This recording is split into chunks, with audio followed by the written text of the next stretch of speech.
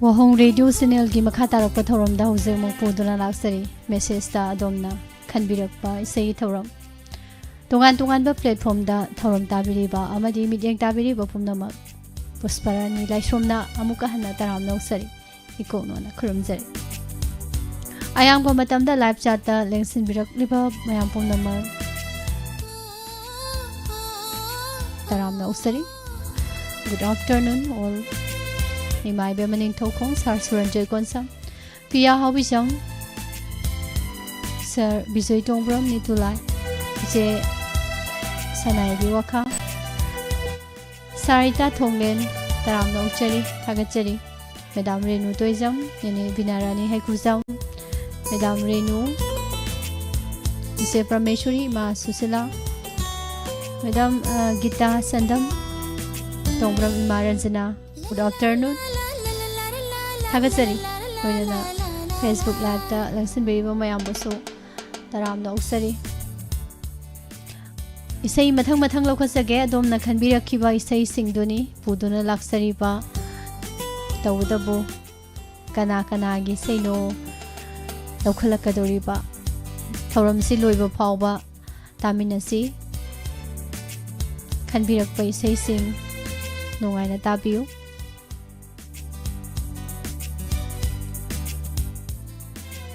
Thabung thangjam thabung han bethengabani. Good afternoon. Nene Savitri kakalai somrada suni subol se madam thagasari thiam madam Santi Marangthem nonala simbirakpa WRL D JJ ne ka kawrage ko mingse kawunu ngai bata JJ musudaram noksari se Santi laisam thagachari ahan be sei se kanagi no yang tho si duga nuaina tamina si khulang khang phajaradi kaidawi haiba mayam khulang khang phajaradi khulang khang gi matung ille ko goroba kuman. Good afternoon taram noksari pawasu ahan ba isei Miss isei amata khanjage Manipuri music video album dagi aina ngairi haiba isei tajage singer Raselangbam amadi Pusparani Huidrom isei khanjarakli bai resma laifamna sangayumpham dagi tabiningba sing WAHONG radio tabiriba amadi live chat ta ingbiriba pumnamaka taminajage miss se am phajai kano sangayumpham dagi resma fajaba nate ko nuksiba macham khak yawbo ne yawbane fajabadi nate ba hek haijila loi romantic song ni khulang khang se mayam ta tho se ko resma na khanbirak lebe sei kudol tamsage Raselangbam amadi Pusparani gi khonjel da Dalom Guru Mayumna sayengba Rahul Bruna sairang besi kudol tamjari.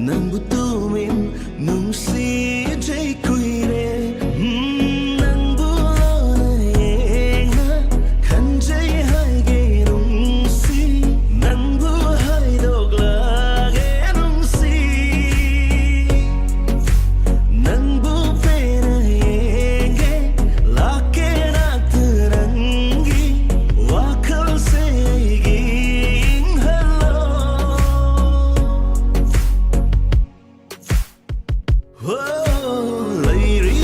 ain't a diary, ain't a English.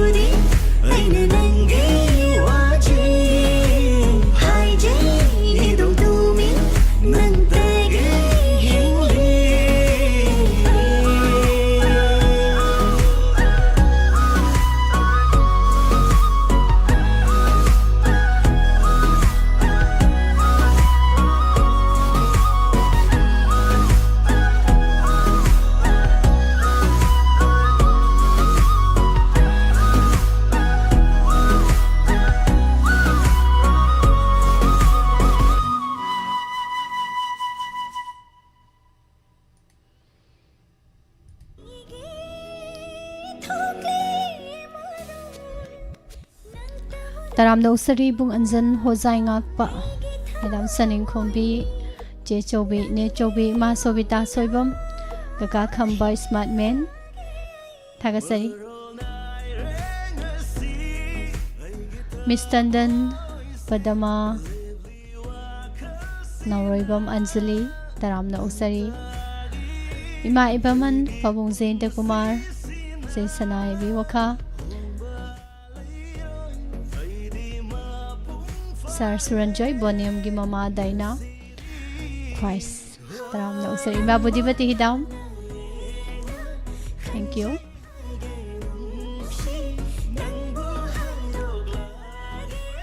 Live ta Lingsin Bidibo Mayam Sir Bijoy Thagasari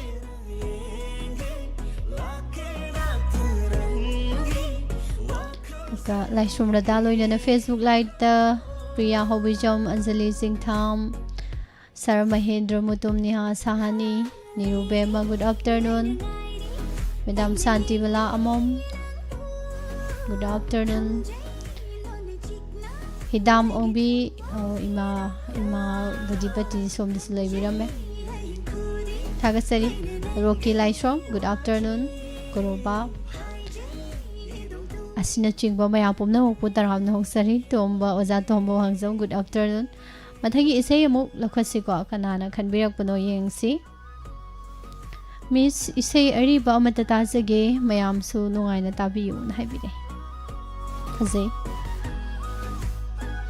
ai su taba mayam su taba ko puna tamina ba mai chak film singer haibam syam amadi Lata Mangeshkar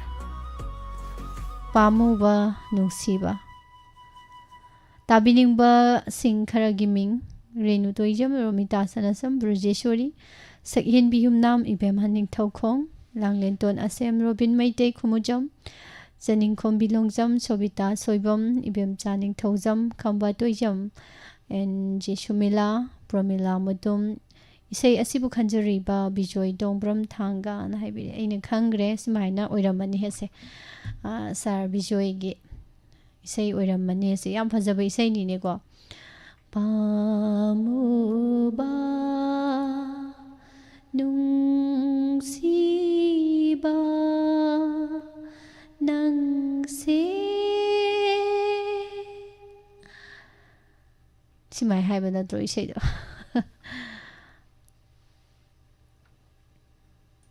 isai sima muk taminar se ko sar Bijoy Dongbram na khanbirakpa pamuba nungsiba kudol tamjari bangka saramagi mayekta ahaibam syam masamakna sairangba maisak philamgi Lata Mangeshkar amadi ahaibam syam ani puna sakminari baisai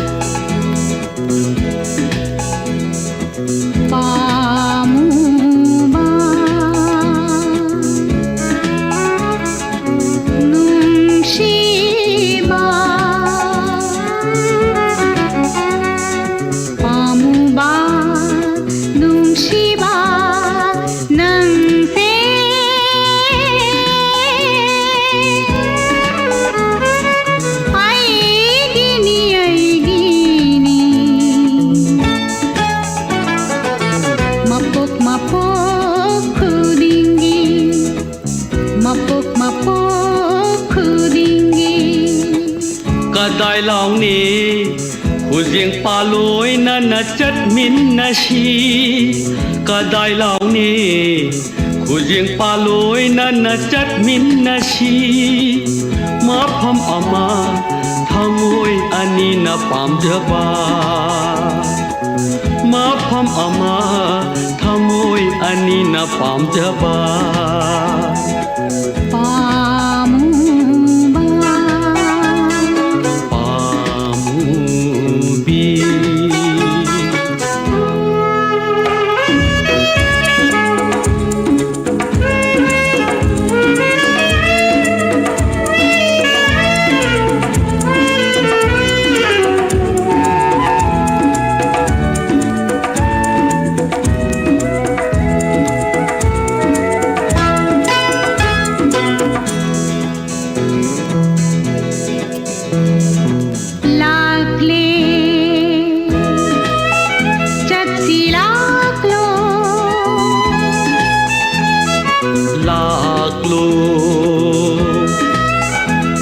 Chilaglo Natungina lakle chatlo Awang ba Sing ton da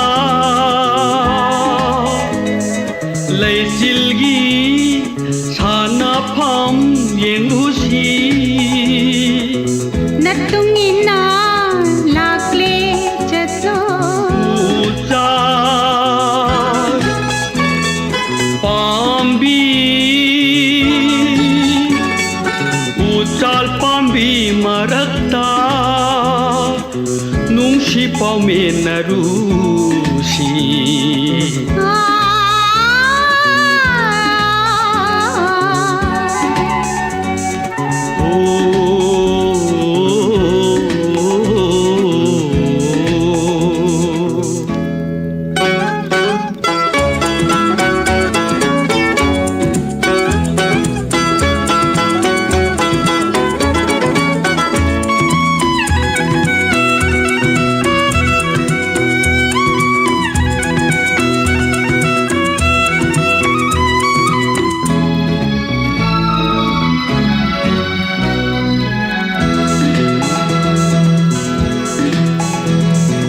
Eklusi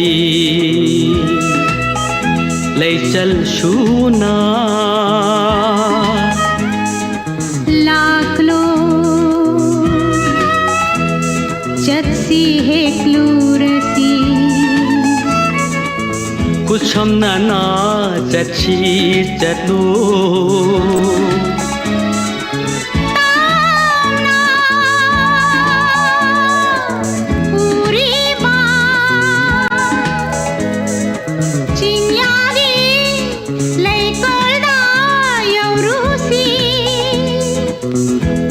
nana chachi chatlu laira pare lairang paren lenlusi nungsi lai pun semlusi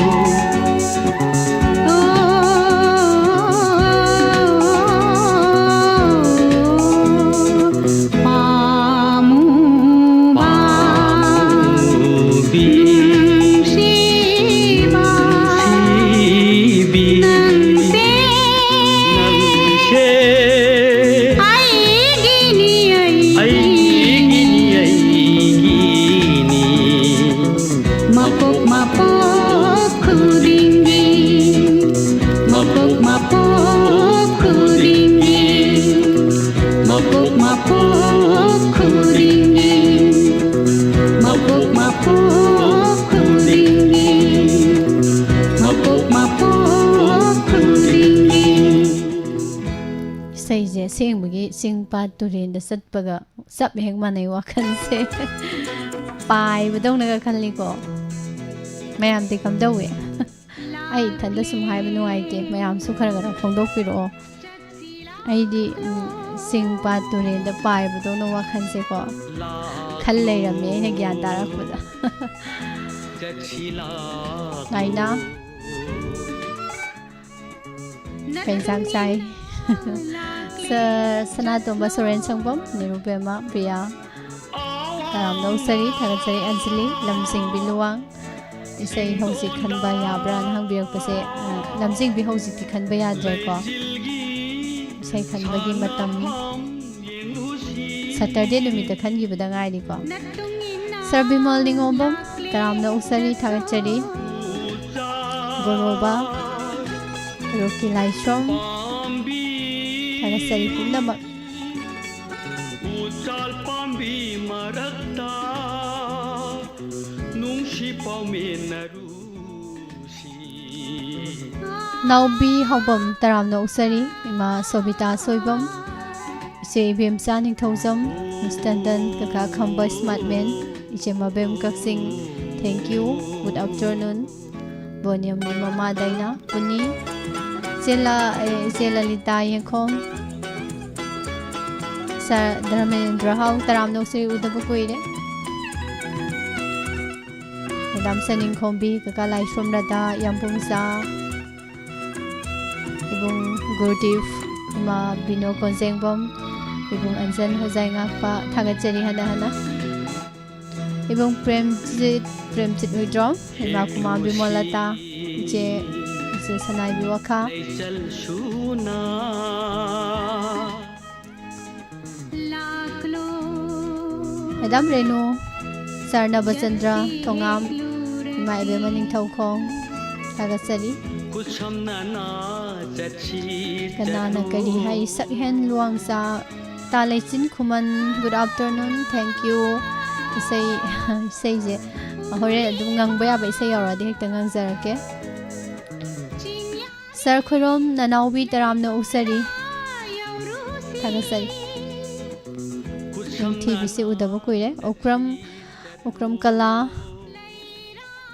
Sir Busu Taramna Usari Ibung Bizando Kaka Senapati Ima Latasna Arke Tagasari Matangi Isai Yang Toksi Horen amuk thengnasi isai loraga ko Miss Isai Mata Khanjage Wari Loidri film dagi ege angoi aduga Devi Havam SK Mangang Loising Khombi Punna Sakminaba Wari Loidri Tajage Wahong radio tariba madi live chat laibiriba pomnamaka Miss Suyauna Taminase Wangjing dagi Susima na haibire Wari Loidri film gi sei Khanbirakpa inoi be magi isai simu mayam puna taminar se ko Eki angoi SK Mangang Devia loinana loising khombi apun bagi khonjel da Ojit Babu Ningthau Samna Sereng ba madina naw sagol mangna sairang be sei khudol tamsari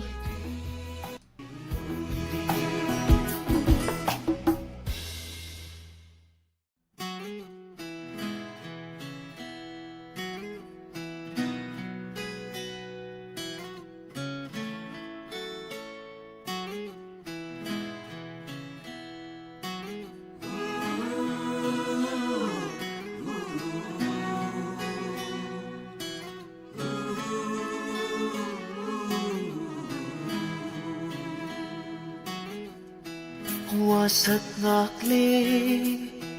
nang pilavara yengoy saktam se pena kari watli nangi apamba hayoy bo hayo sikro haina nangi ninga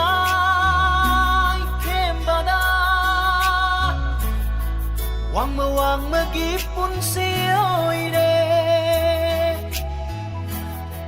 Nang giningay tembada Uy de wang magipun siyoy de wari Nang giwari Noy de wari Nang giwari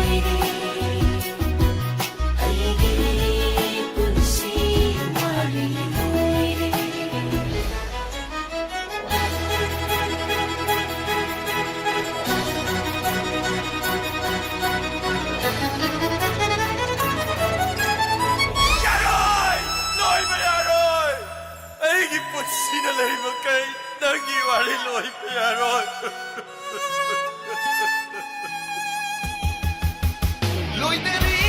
loiba yaroi nangi punsi wari Loiteri loiba yaroi nangi punsi wari Sakpatarava asi lamdamda Namang thana satkani aina nangi Imbatarava aigi umsina Sansuoy na ina nakani Ikolentara nangi wari Loiba yaro aina himigay Loiti wari loiba yaro Nangi punsi wari karam na notani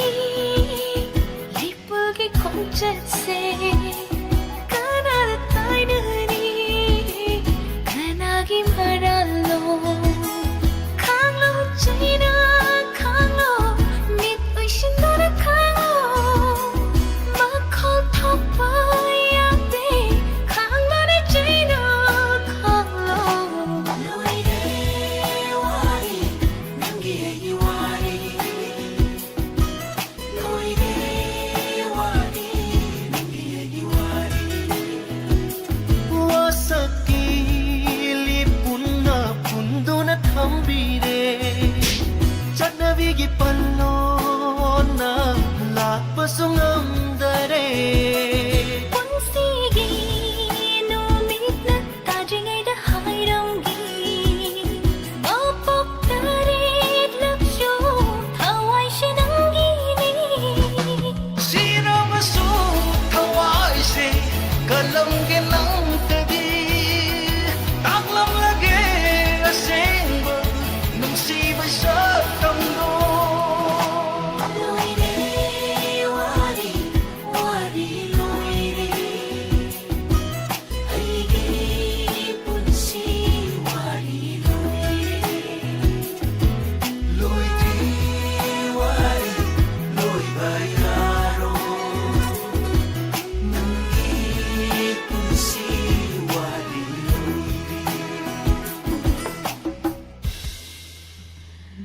ꯑꯩꯗꯤ ꯏꯁꯩꯁꯦ ꯇꯥꯕꯁꯦ ꯀꯩꯅꯣ film ꯌꯦꯡꯉꯤꯕꯣꯏ ꯈꯜꯂꯨꯔꯦ ꯋꯥꯔꯤ ꯂꯣꯏꯗ꯭ꯔꯤ ꯁꯨꯃꯥꯡ ꯂꯤꯂꯥꯗꯒꯤ ꯐꯤꯂꯝꯗ ꯑꯃꯨꯛ ꯄꯨꯊꯣꯛꯄꯀꯣ ꯍꯥꯏꯗꯤ ꯐꯤꯂꯝꯗꯨ ꯌꯦꯡꯉꯤꯕꯣꯏ ꯑꯗꯨꯝ ꯈꯟꯗꯅ ꯂꯩꯔꯝꯃꯦ ꯋꯥꯈꯜꯁꯤꯗ ꯄꯨꯛꯅꯤꯡ ꯅꯨꯡꯁꯤꯔꯤꯉꯩꯗ ꯁꯤꯒꯨꯝꯕ ꯏꯁꯩ ꯇꯥꯕꯁꯤꯗꯤ ꯍꯥꯏ ꯄꯨꯛꯅꯤꯡ ꯅꯨꯡꯁꯤꯕ ꯅꯨꯡꯉꯥꯏꯕ ꯍꯥꯏꯁꯦ ꯅꯨꯡꯉꯥꯏꯕ ꯅꯨꯡꯁꯤꯕ ꯁꯥꯎꯅꯤꯡꯕ ꯀꯞꯅꯤꯡꯕ ꯍꯥꯏꯁꯦ ꯑꯃꯨꯛꯃꯨꯛ ꯊꯣꯛꯄꯅꯤꯀꯣ ꯑꯗꯨꯝ ꯇꯥꯏꯕꯪ ꯃꯤꯑꯣꯏꯕ ꯑꯩꯈꯣꯏꯗ ꯁꯤ ꯑꯃꯨꯛꯃꯨꯛ ꯑꯗꯨꯝ ꯊꯣꯛꯑ ꯂꯩꯗꯣꯔꯕꯅꯤ ꯅꯨꯡꯁꯤꯔꯤꯉꯩꯗ ꯃꯄꯨꯡ ꯐꯥꯅ ꯍꯦꯛ ꯅꯨꯡꯁꯤ ꯊꯣꯛꯄꯗꯣ ꯀꯩꯁꯨ ꯀꯥꯏꯗꯦ ꯏꯕꯨꯡ ꯑꯟꯖꯟ ꯑꯗꯣ ꯊꯃꯣꯏ ꯌꯥꯝ ꯁꯦꯡꯖꯕ ꯃꯤꯑꯣꯏꯕ ꯑꯃꯒꯤ ꯀꯩꯅꯣꯅꯤ ꯍꯥꯏꯇꯥꯔꯦꯀꯣ ꯂꯝꯉꯥꯟꯕ ꯁꯣꯔꯥꯏ ꯍꯥꯏ ꯁꯣꯔꯥꯏ ꯁꯝ ꯍꯥꯏꯗꯣꯏꯔꯣ ꯇꯔꯥꯝꯅ ꯑꯣꯛꯆꯔꯤ ꯏꯃꯥ ꯑꯊꯣꯛꯄꯝ ꯏꯕꯦꯌꯥꯏ ꯃꯣꯅꯥꯂꯤ ꯏꯕꯨꯡ ꯄ꯭ꯔꯦꯝꯖꯤꯠ ꯁꯅꯥ CSE ꯎꯒꯤꯒꯨꯝ ꯇꯧꯔꯦ ꯅꯍꯥꯟꯋꯥꯏ ꯏꯇꯥ ꯊꯣꯡꯂꯦꯟ ꯅꯤꯇꯨꯂꯥꯏ ꯋꯥꯍꯣꯡ ꯔꯦꯗꯤꯑꯣ ꯑꯥꯎ ꯊꯦꯡꯛ ꯌꯨ ꯏꯃꯥ ꯀꯃꯂꯥ ꯃꯣꯏꯔꯥꯡꯊꯦꯝ ꯊꯥꯒꯠꯆꯔꯤ ꯑꯆꯧ ꯏꯆꯦ ꯂꯣꯂꯤ ꯃꯥꯏꯕꯝ ꯊꯥꯒꯠꯆꯔꯤ ꯍꯥꯟꯅ ꯍꯥꯟꯅ ꯃꯤꯁ ꯇꯟꯗꯟ ꯀꯔꯤ ꯋꯥꯔꯤ ꯂꯣꯏꯍꯟꯒꯨꯝꯁꯦ ꯍꯥꯏ ꯋꯥꯔꯤ ꯂꯣꯏꯍꯜꯂꯨꯁꯤ ꯄꯨꯛꯅꯤꯡꯕꯨ ꯅꯨꯡꯁꯤꯗ ꯇꯧꯁꯤ ꯃꯦꯗꯥꯝ ꯏꯅꯥꯎꯕꯤ ꯈꯨꯟꯗ꯭ꯔꯥꯛꯄꯝ ꯎꯗꯕ ꯀꯨꯏꯔꯦ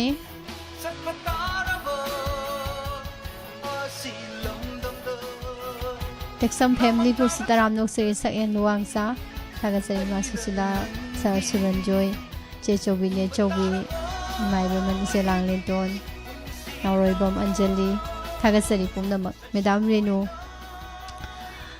Miss film maming na wari loidre duga isay dana aigi punsi wari loire hekta haibasibu yabron habi punsi amamonggi wari ni madam aduna si wari ji fayda loisalasi naubi thagachari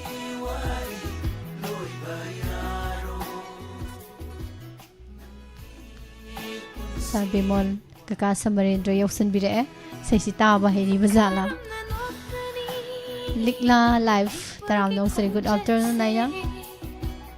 Ibuning themba Sarbimol thagachari hana mathangi sei kanagi no muyengse Soidana thabiro sem saduna leijare tanana bai bire hai Yam nungai ba wakhal amada lemdo male ko isei khalai ba mapuje yeng asi makhaje kari kari hairi gel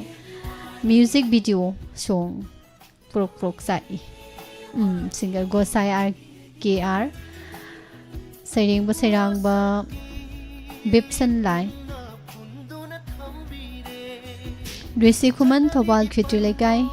palmai aruni vyamsa lalita pusparani habi radio tariba mayam ga tajage na haibirakpan ibong risi kuman gi prok sa I hay prok sa I amung tawdore prok sa I jong tar se ko fajabay sai ni ngahak mayam man on be ani sai si taraga gosai ki argi konjel da Bipsan line na saineng ba madi sairang bisay tathok se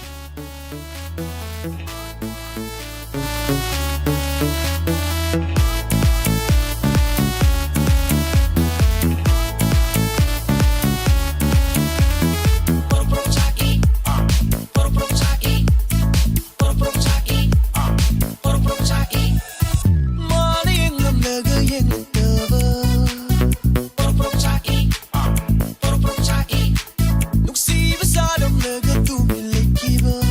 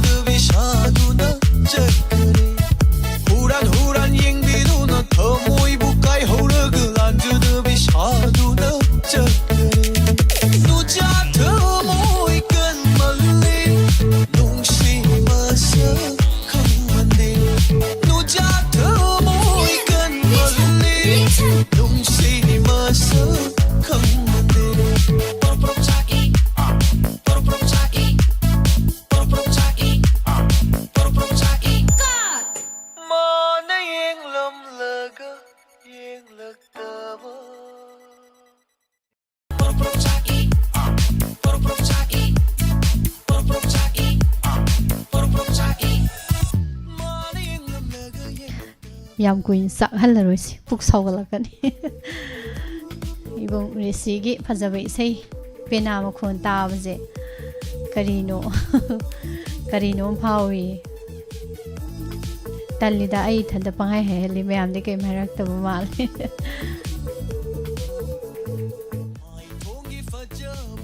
tas aduni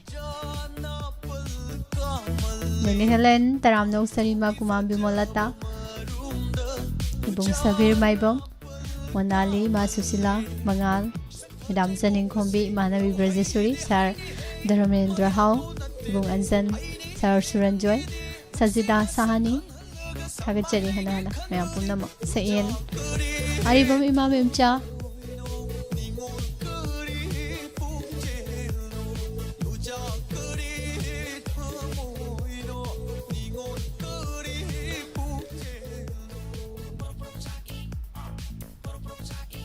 Moi somji kam dauri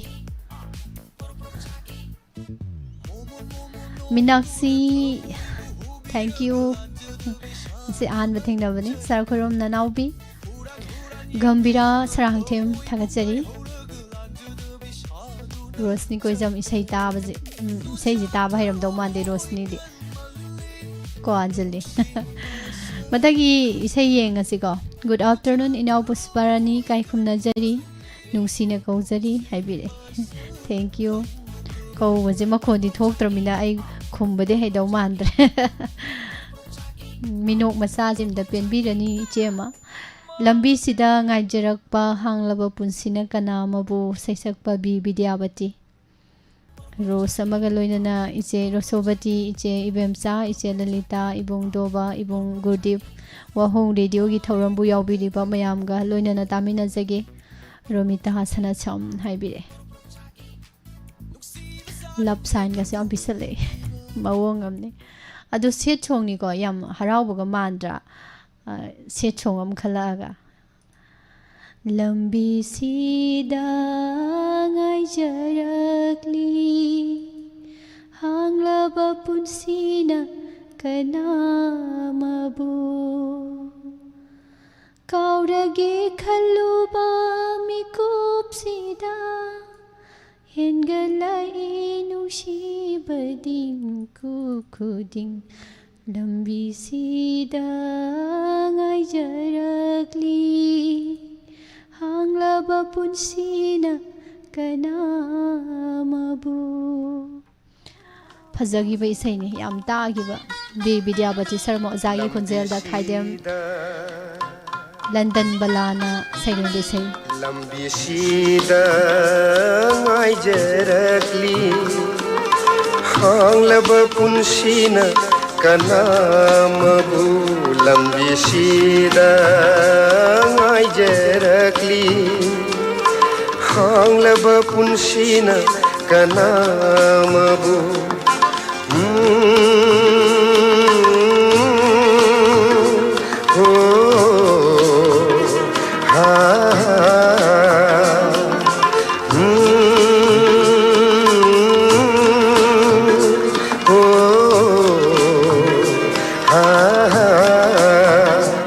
lambi sida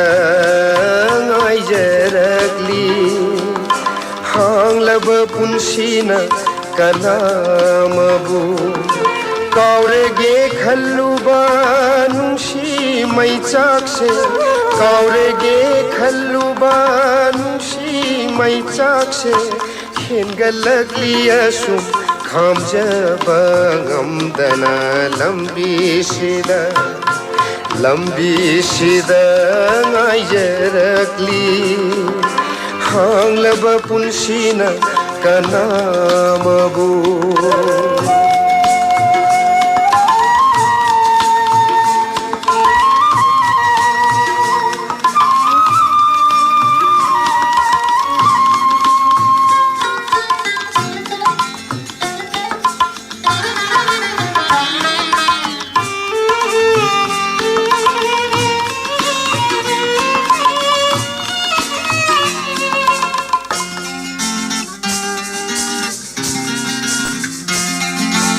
umgi akan banung hau khudingda to ichilna khangbide kumgi akanba nunghau khudingda torbangi awaba ichilna khangbide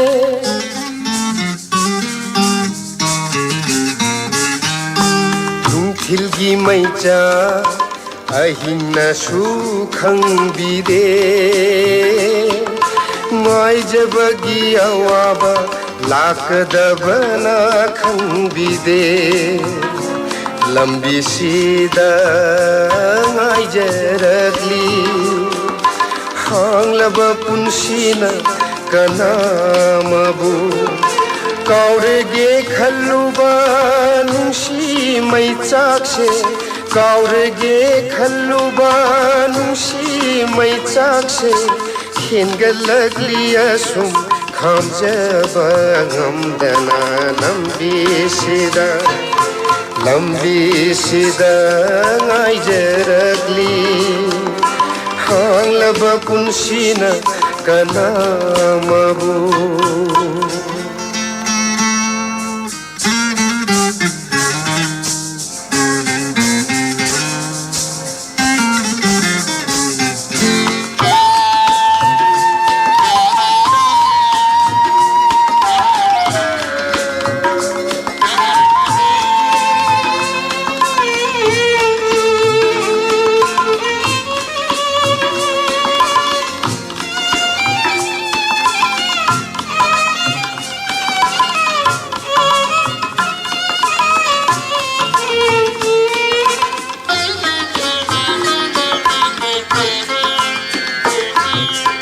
Asagi leichilna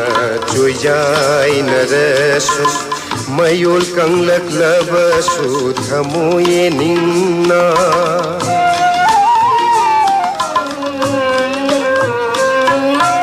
Asagi leichilna choyai narasu mayol kanglak labasu thamoye ningna ngairi aihakna chathrabi matabu kaina bata thanglaba aihaki punsina ngairi aihakna chathrabi matabu kaina bata thanglaba aihaki punsina kaina bata thanglaba aihaki punsina lambi sida ngaijarakli hanglaba punsina kanamabu kaurege khalluba nungsi mai chakse kaurege khalluba nungsi mai chakse khengalakli asum khamjaba ngamdana lambi sida ngaijarakli hanglaba punsina kanamabu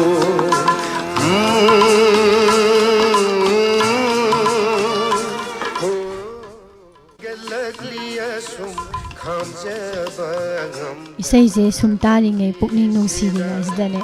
naubisna rose kari ho mayam pisalakpasda amuk hena thamoi je kainom tawre tanik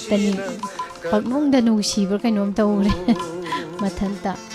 adai sa bijoina mo kari lambi mapanda leptuna sakpa isai ni mitta ubugum tawi bahapna sabada na tawrokpasida isai ji phajabagi mathakta amuka sohena phajaba thamoi siga kari mari thokna darsu isai se thamoi ga mari leinaba ama gum khala le hai tare ko he haijil la loire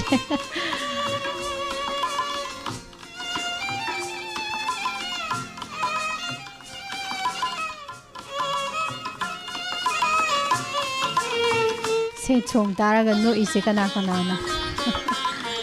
Thagasari mayam pumna masjid salam nongna KHANBIRAKPA Sir Suranjoy ningamdaba pendaba awaba nungaiba kaya punlaga punsi kauribani na haibire yam chumme ꯃꯁꯥꯒꯤ ꯂꯩꯆꯤꯜꯅ ꯆꯣꯏꯖꯥꯏꯅꯔꯁꯨ ꯁꯨꯝ ꯅꯨꯡꯉꯥꯏꯔꯒ ꯍꯦꯛ ꯄꯣꯛꯂꯛꯄꯗꯩ ꯁꯨꯝ ꯅꯨꯡꯉꯥꯏꯔꯒ ꯆꯠꯅꯤꯡꯕ ꯁꯦꯠꯅꯤꯡꯕ set ꯇꯧꯅꯤꯡꯕ ꯇꯧꯔꯒ ꯁꯨꯝ ꯅꯨꯡꯉꯥꯏꯔ ꯂꯩꯕꯗꯣ ꯃꯊꯟꯇ ꯁꯤꯅꯤꯡꯉꯛꯑꯝꯗꯧ ꯃꯥꯜꯂꯦ ꯋꯥꯈꯜꯗꯗꯤ ꯅꯨꯡꯉꯥꯏꯕꯗꯣ ꯁꯨꯝ ꯄꯥꯝꯃꯛꯇꯗꯅ ꯑꯩꯕꯨꯀꯣ ꯇꯜꯂꯛꯇꯅ ꯁꯨꯝ ꯅꯨꯡꯉꯥꯏꯔ ꯂꯩꯕꯗꯣ ꯇꯜꯂꯛꯇꯅ ꯁꯤꯅꯤꯡꯉꯛꯑꯝꯗꯧ ꯃꯥꯜꯂꯦꯕ ꯑꯋꯥꯕ ꯅꯨꯡꯉꯥꯏꯕ ꯑꯩꯈꯣꯏꯅ ꯈꯜꯂꯦꯀꯣ ꯋꯥꯠꯇ ꯄꯥꯗꯅ ꯂꯩꯔꯤꯕ ꯑꯋꯥꯠꯄ ꯑꯝꯇ ꯂꯩꯇ꯭ꯔꯦꯅ ꯂꯩꯔꯤꯕ ꯃꯤꯁꯤꯡꯁꯤꯗꯤ ꯋꯥꯔꯝꯃꯔꯣꯏꯗ꯭ꯔꯥꯅ ꯈꯜꯂꯦꯕꯀꯣ ꯑꯗꯣ ꯑꯩꯈꯣꯏꯗꯒꯤꯗꯤ ꯃꯈꯣꯏꯅ ꯍꯦꯟꯅ ꯋꯥꯔꯤꯕꯅꯤ ꯍꯥꯏꯕꯁꯦ ꯑꯩꯈꯣꯏ ꯃꯌꯥꯝꯅ ꯈꯜꯂꯀꯥꯟꯗ ꯑꯩꯈꯣꯏꯒꯤ ꯄꯨꯟꯁꯤꯒꯤ ꯂꯝꯕꯤꯗ ꯊꯦꯡꯅꯔꯛꯄ ꯑꯋꯥ ꯅꯨꯡꯉꯥꯏꯁꯦ ꯑꯗꯨꯝ ꯑꯩꯈꯣꯏꯁꯨ ꯑꯋꯥꯕ ꯀꯌా ꯈꯥꯡꯗꯅ ꯑꯗꯨꯝ ꯆꯠꯀꯗꯕꯅꯤ ꯑꯗꯨꯝ ꯍꯣꯠꯅꯒꯗꯕꯅꯤ ꯁꯨꯃꯥꯏꯅ ꯇꯧꯗꯅ ꯏꯁꯩꯁꯤ ꯑꯃꯁꯨ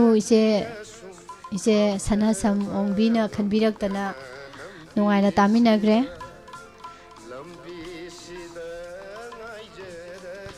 ꯇꯨꯝꯃꯨꯔꯒ ꯃꯤꯀꯞ ꯊꯣꯛꯂꯛꯄꯗ ꯉꯥꯏꯔꯤ ꯅꯨꯡꯉꯥꯏꯕ ꯅꯨꯡꯉꯥꯏꯇꯕ ꯑꯩ ꯒ꯭ꯌꯥꯟ ꯇꯥꯗ꯭ꯔꯤꯅ ꯍꯥꯏꯕꯤꯔꯛꯏ ꯔꯣꯁꯅꯤꯅ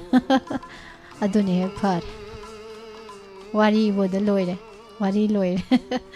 ꯁꯤꯒꯤ ꯋꯥꯔꯤꯁꯤꯃ ꯂꯣꯏꯈ꯭ꯔꯦ ꯀꯣꯏꯕꯨꯡ ꯂꯥꯏꯁ꯭ꯔꯝ ꯇꯥꯈꯤꯡ ꯑꯗꯨꯅ ꯃꯊꯪꯒꯤ ꯏꯁꯩꯁꯤꯅ ꯑꯃꯨꯛ ꯀꯅꯥꯒꯤꯅꯣꯅ ꯌꯦꯡꯉꯁꯤ ꯀꯔꯤ ꯏꯁꯩ ꯈꯜꯂꯛꯀꯦꯗꯣ ꯁꯣꯡ ꯁꯥꯎꯔꯅꯨ ꯁꯤꯡꯒꯔ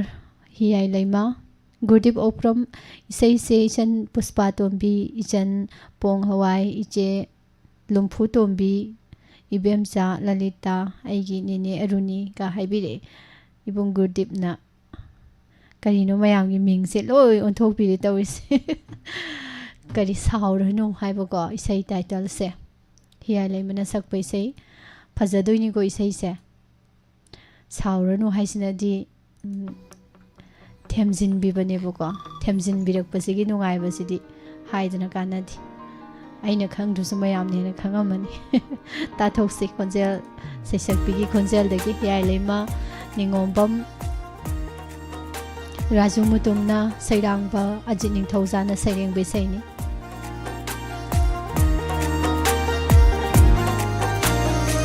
ꯅꯨꯡꯁꯤꯕꯅꯤ ꯄꯥꯝꯃꯨꯕꯅꯤ ꯃꯔꯝꯁꯨ ꯅꯪꯗꯤ ꯃꯣꯛꯄꯅꯤ ꯑꯩꯅ ꯈꯤꯇꯪꯒ ꯀꯦꯖꯕꯁꯤꯗ ꯄꯩꯊꯣꯛ ꯄꯩꯁꯤꯟꯒ ꯇꯧꯔꯤ ꯃꯥꯜꯂꯦ ꯁꯥꯎꯔꯕꯣ ꯁꯥꯎꯔꯅꯣ ꯕꯁꯤ ꯁꯥꯎꯔꯅꯣ ꯑꯩꯅ ꯀꯦꯖꯕꯅꯤ ꯁꯥꯎꯔꯅꯣ ꯁꯥꯎꯕ ꯄꯛꯆꯗꯦ ꯅꯪꯗꯣ ꯑꯩꯗꯤ ꯑꯉꯥꯎꯕ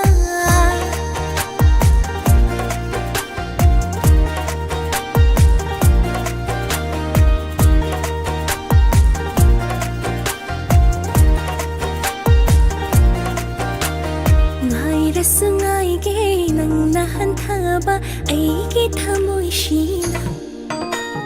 ꯁꯥꯎꯅꯤꯡꯂꯁꯨ ꯁꯥꯎꯔꯔꯣꯏ ꯅꯪꯒꯤ ꯑꯄꯥꯝꯕꯗ ꯑꯩꯗꯤ ꯌꯦꯠꯂꯔꯣꯏ ꯑꯩꯗꯤ ꯊꯃꯣꯏ ꯄꯤꯅꯤꯡꯂꯦ ꯅꯪꯅ ꯌꯥꯕ ꯌꯥꯗꯕ ꯁꯥꯎꯔꯕꯣ ꯁꯥꯎꯔꯅꯣ ꯕꯁꯤ ꯁꯥꯎꯔꯅꯣ ꯑꯩꯅ ꯀꯦꯖꯕꯅꯤ ꯁꯥꯎꯔꯅꯣ ꯁꯥꯎꯕ ꯄꯛꯆꯗꯦ ꯅꯪꯗꯣ ꯑꯩꯗꯤ ꯑꯉꯥꯎꯕ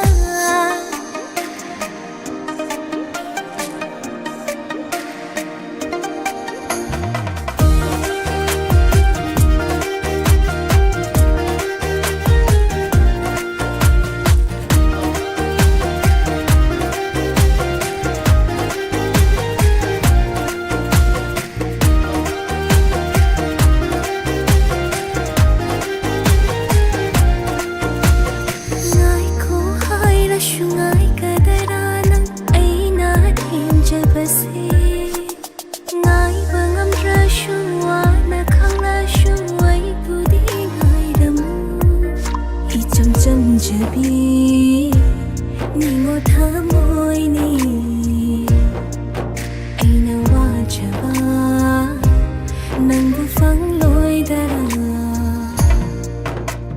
ꯉꯥꯎꯔꯒ ꯂꯩꯍꯧꯅꯤ ꯑꯉꯥꯎꯕꯤꯒꯨꯝ ꯀꯨꯞꯁꯤꯟꯁꯤꯟꯅꯔꯣ ꯅꯪꯅ ꯑꯩꯕꯨ ꯉꯥꯎꯔꯒ ꯂꯩꯍꯧꯅꯤ ꯑꯉꯥꯎꯕꯤꯒꯨꯝ ꯀꯨꯞꯁꯤꯟꯁꯤꯟꯅꯕꯤꯔꯣ ꯅꯪꯅ ꯄꯥꯝꯖꯕ ꯅꯪꯅꯒ ꯍꯦꯛꯇꯣꯛꯄ ꯑꯩ ꯑꯣꯏꯅ ꯏꯀꯥꯏꯖꯔꯦꯗ ꯄꯥꯝꯕꯁꯨ ꯇꯣꯛꯆꯔꯦ ꯅꯨꯡꯁꯤꯕꯁꯨ ꯐꯥꯎꯅꯤꯡꯗ꯭ꯔꯦ ꯅꯥꯏꯇꯣꯝ ꯇꯥꯔ ꯂꯩꯖꯍꯧꯔꯒꯦ ꯅꯨꯡꯁꯤꯕꯅꯤ ꯄꯥꯝꯃꯨꯕꯅꯤ ꯃꯔꯝꯁꯨ ꯅꯪꯗꯤ ꯅꯣꯛꯄꯅꯤ ꯑꯩꯅ ꯈꯤꯇꯪꯒ ꯀꯦꯖꯕꯁꯤꯗ ꯄꯩꯊꯣꯛ ꯄꯩꯁꯤꯟꯒ ꯇꯧꯔꯤ ꯃꯥꯜꯂꯦ 사오라보 사오라노 바시 사오라노 아이나 기자바니 사오라노 사오바 빡자데 낭도 아이디 앙아오바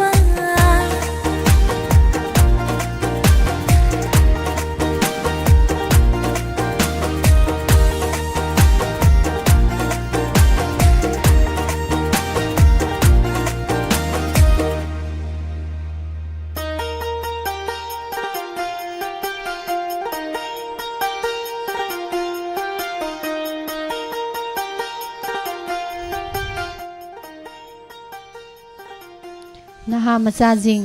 sauradine hojike sumaina themgadaba ko kuthem leibani ko themini haidana chongjan laga kano thembagi mawong amju laimni adu natabida asi hojiki isai du da thembu kuthem do adu mai themgadaba ima bina sakhi karino ngasai jarakpadu sebot thongba jare sebot ka kai no du maya tawra thongba Ima Sanjarambam Tombisuna Taramna Uchari Thagachari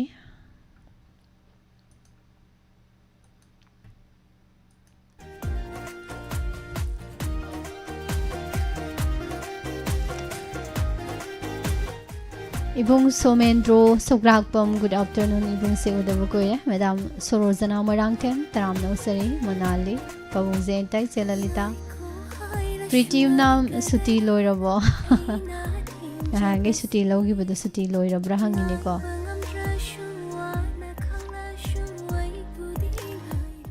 Madam Zibalai from Madam loi bu karino sar oirangani ko hangang yambung sa taram no sari thagasari acho ita thonglen jit nitulai RM Vision Taramna Uksari Nini Helen Ima Mani Tombi Ima Ebeman She Snai Biwaka Hagasari Sema Bem Kaksing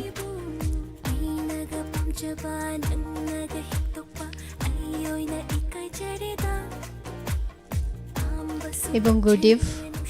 Kay Saming Manabi Taramna Uksari Hagasari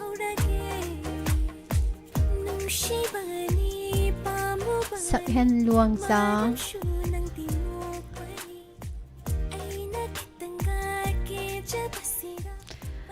Mathangi isai yengasi ko kanhana khanbirak puno yengsi themdat paneba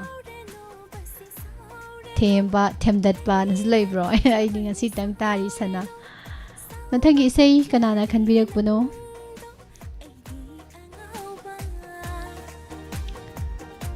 Miss Isan Pusparani Nabungi isai ngasigi oinadi Khaurang na ngairakpa ibani gi nungsi panthongni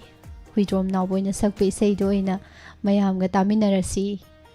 isai khanjarok liba kaksing degi naurem borjendro haibire karino khaurang na ngairakpa panthongga loi yogra kana khaurang na ngairakpa na mu torai sina Karamba mungai rimno Khaurang na ngairakpa ibani gi nusi panthungni Mateng ngang thoke da he phajaba isai ni ko ibung na khanbirakpa se mayam huidrom nawbai gi khonjel dagi mayam nungai na mungta dorabani sanato ningthauja gi mayekta Khaurang na ngairakpa ibani gi nusi panthungni Matamgi pungza yengna ukhidaba kuiraba saktamdo amuktang pena yengjaning wana ngairakpani ngasi phauba tas asuk yam phajaba isai jibu mateung ngang thokpa kaisu gaide natra tathoksi sanato ning thojagi mayek ta huidrom naw boina sakliba ibung Borjendro kaksing dagi na khanbirakpa isai kudol tamjari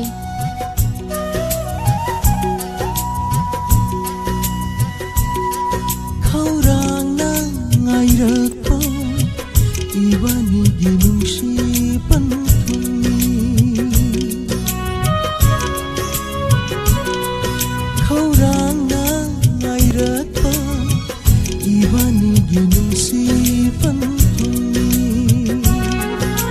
matamgi pungja yenga yenga ukhidaba kuiraba shakamda amutang pena pena yenjaning wana ngairakpani ngasi phawa khaurang na ngairakpa ibani ginungsi panthumi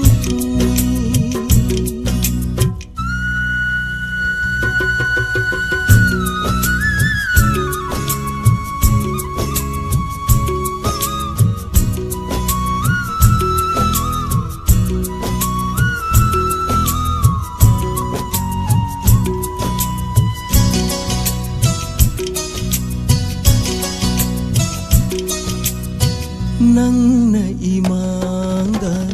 leplarabada tamjagi khanduna khakcharakpa ibanigi aromba wahaishin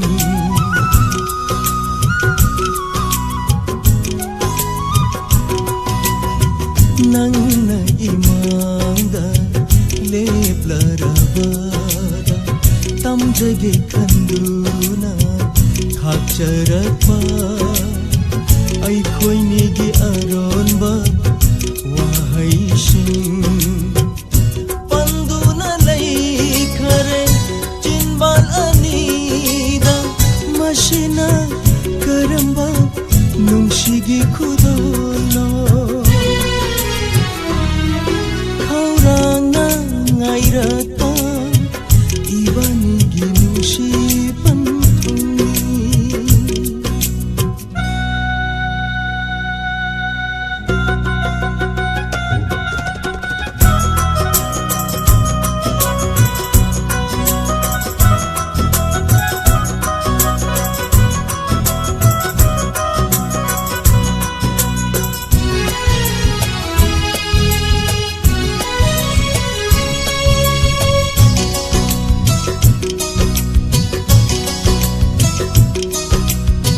nangna inaktai na thai kravada loishin pham khangana laihauraba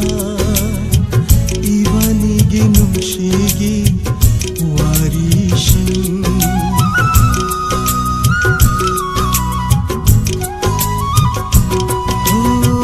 nangna inaktai na thai kravada loishin pham khangana laihauraba ibani ginungshigi warishina om duna chakhaure wa maigi mairigo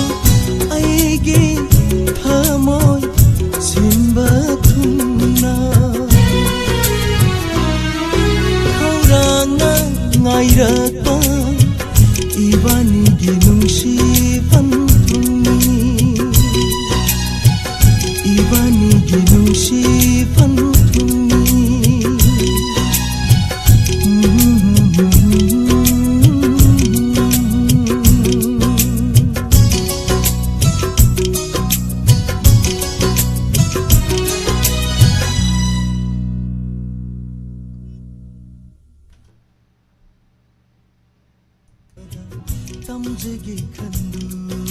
isai je koi gi mai gi am phajana ne prok prok sak pa nataba koi gi mai ri phajana tapna ingna sak pa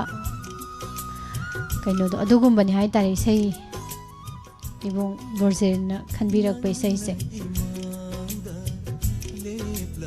mây hoi hai tare mây dai hai tare isai se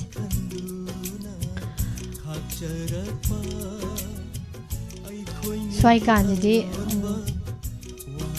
naha sing khara dum langa ani natra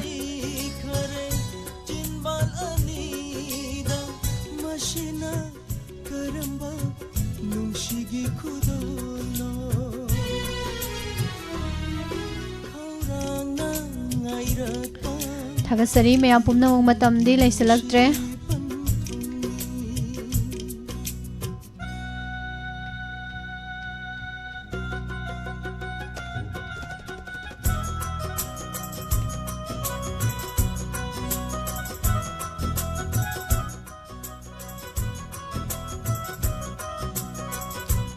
pumnamak po hana thagat po phongdoksari mi anauba changak yaubra na thibani ima bimala konsam cha chau KSS imarinu bala taramna uksari thagasari asai digi leiba mayam sidi dum kaubada machu sidarane na amuk marakta yepajing dum thirakpane ai tare now we jam tanga korom gi ge ise ma bem je moi gi kaino na khalak pe sai jam nungai na ta ba mali thaga sari me abu na monali kariai da nungsi panthung leiram dre ise nai na tau thagri karom da chen thagi koi mateng pang ba ngambre yeng jage karom mai kai da no chen thagri do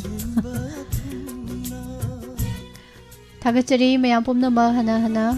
Madam Thongnau Jampakpi good afternoon Simba Khan Udaboguire Rosni Kaurang Ngairakpa Ibani gi panthung do hojik so dum ngaijari haibire ngaigadawbani ko Thagachari ma binasaki Sarbimol Pia Aroi be sei dikana gi no gari sei no ngasi je set yaw do mali ko Ibang laisum taking thagachari banu iche banu sarongbam indom cha su thorom ta jari nai bire thagachari domja duga mangre ming dom tangka hogi taraga aroi be isai kanagi no yengsi miss isai amata ta jage singer Tijendra na sakpa isinduna thamlagi haibe isai do ta jage Santi Laishom Hangang Dagi Live Chatta Amadi Wahong Radio Tabiriba Mayamga Tamina Zagi Miss Saibire Iche Santi gi Isai Sina Aroi Basu Oira Aduga Isai Sina Su Pasta Do Maling Sigi Oina Isindu na thamlage Nangi naming she Kaudanaba Thamoi layumda Sidabu pasta adradi kaino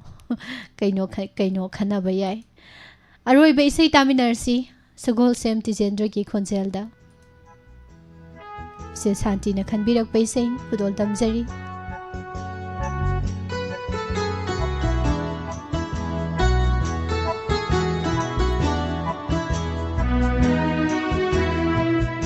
Isindu na thamlage nangi namingse kaudanaba thamoi layumda Isindu na thamlage nangi namingse kaudanaba thamoi layumda Ahang badatin kini nungsi lainam su thamoi da lai hogani nungsi ba saktam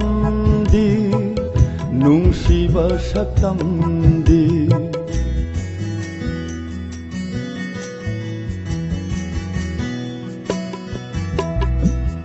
Isindu na thamlage Nangi namingse kaudanaba thamoi ꯂꯥꯌꯣꯝꯗ ꯊꯃꯣꯏ ꯂꯥꯌꯣꯝꯗ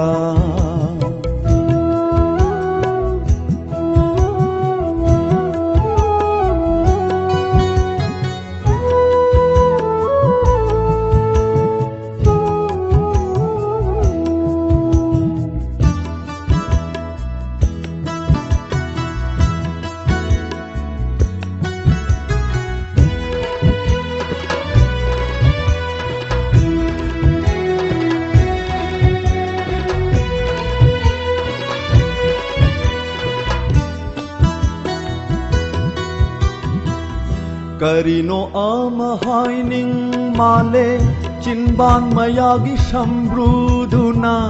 paukhong ama challi male koirau na bimishna duna Karino ama haining male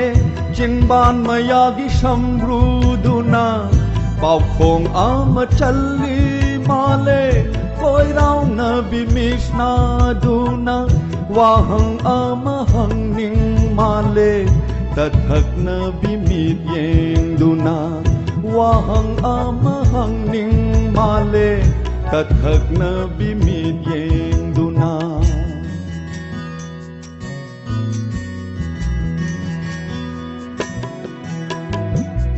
ishindu na thamlage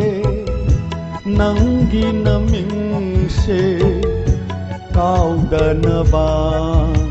thamoy layomda thamoy layomda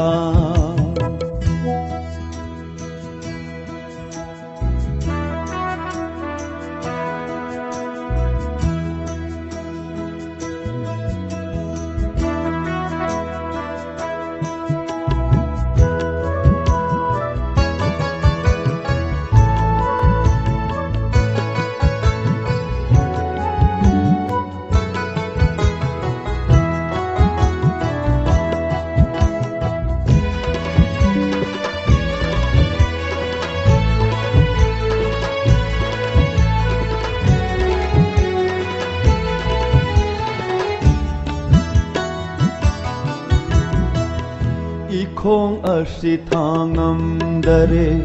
nangi shambrai managi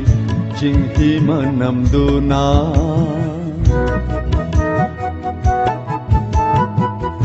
Ikhong asi thangam dare nangi shambrai managi jinghi manam duna Fajinduna tham lage male nungsira binangi layom nungda fajindu na tham lage khalla male nungsira binangi layom nungda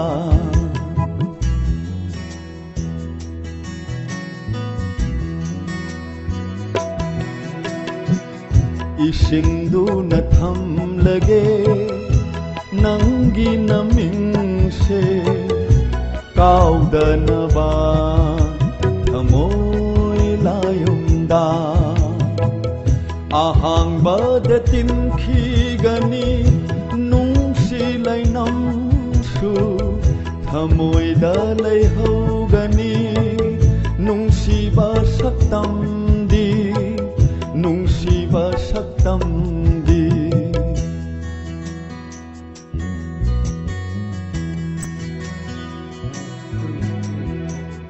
ishindu na thamlage nangi namingse kaudanaba thamoy layomda thamoy layomda thamoy layomda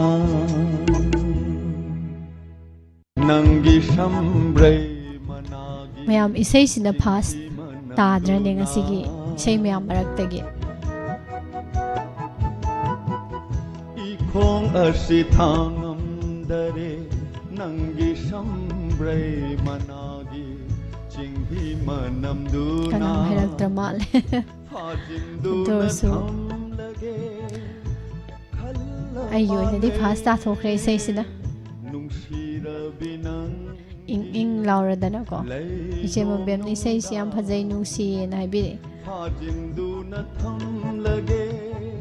masiji kalen nungsa ga kanna sarak pakan do ta dong sir ireng bum gunumani taram noksari mamani tombi thagachari hana hana kasi gidi bayam isei sina aroi bo ere makha lokhojararoi lemhori be sei sing hayengi thamjin grage mo kasi loi loi thokhradi natra nungai baje noma khakta da loi thokpa ya banate natra nungai bama aduga aigi aina pamjaba ma phangna ba hona badadi matam yam changi ko manghan bagi thugai bagi hairdi second amada makeup amada dumak yai haijariba aduna nungai baje khara khara mayamna khanbirek paisai se tamina dana awaba pothamina dana nomgi khajik khajik nungai minasi sen zam medam ibem sa taram na oksari thaga sai bung ni mai khundrak pam lab da ko hoda bada sum yengjar pani ma latasna arke ma memcha nj mangal thaga sari naubi amuga so kaure medam saning khombi ma bimola monali isinduna thamlage nangi naming se thamjillo ibung sabir maibam priti maibeman ibung anjan nene helen thagat pu phungdo sri sar suranjoy che shanti laishom isei mapu yaurame yam nungai re hena mapung phare boko nintulai mistandan iche romita makha tarakpa program amu mathang mathang daminasi message program gi oina ding asi gi oina mata asida loishinjare kaka laishom maram aduna isinjaro he kaka ise kainom haigre imabudi batti achau thagachari loidana facebook live ta link sin biribo mayam sarbi morning ombam priya sarbi monji kainom de hai khorang na ngai rakpa saunaraga kainari nungai to pauni jamin joy maharaj ekta ningsingakpa sigumba nungai to pau tabse nungsi thoiba lai kari sei sakani sei je sumngang ba ko yening hulakle aigi thamoi se nangi nungsi saktam urubada nangi nungsi saktam urubada yening hulakle aigi thamoi se nangi nungsi saktam urubada phathaba ngamlaktari aigi thamoi se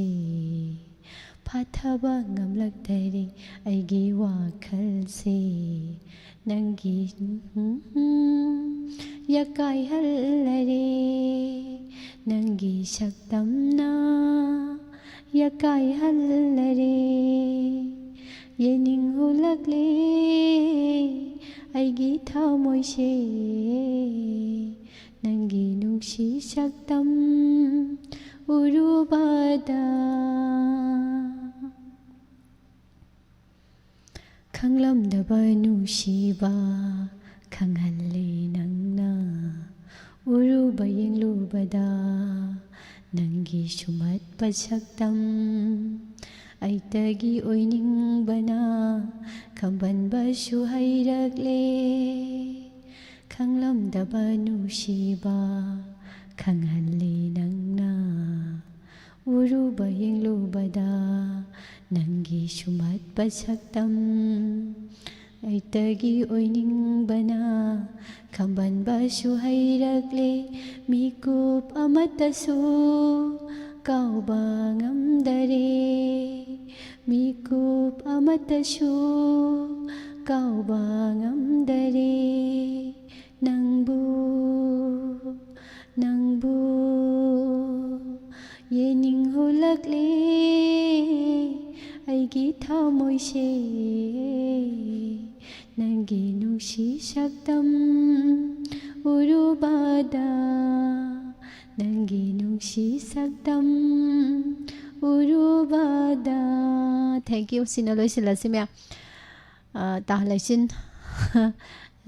degi nusi thoi ba mayam lai bi ba sing sei sakpagi khudong sa ba lai da bana mate ma sum gang jaram bane loi sin jage ngasi di message khan birak pa thoram mapung phan bi ba mayam bu hanana thaga chari pusparani lai sum namu kana khrum jari